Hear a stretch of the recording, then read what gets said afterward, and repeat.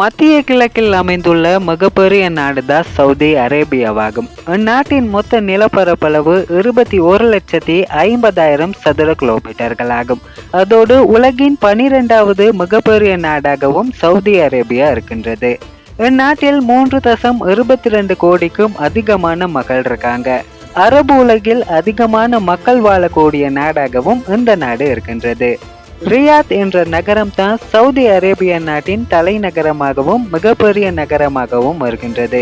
அதோடு இஸ்லாமியர்களின் புனித நகரங்களான மக்கா மற்றும் மதீனா போன்ற மிக முக்கியமான நகரங்கள் இந்த நாட்டில் தான் இருக்கு.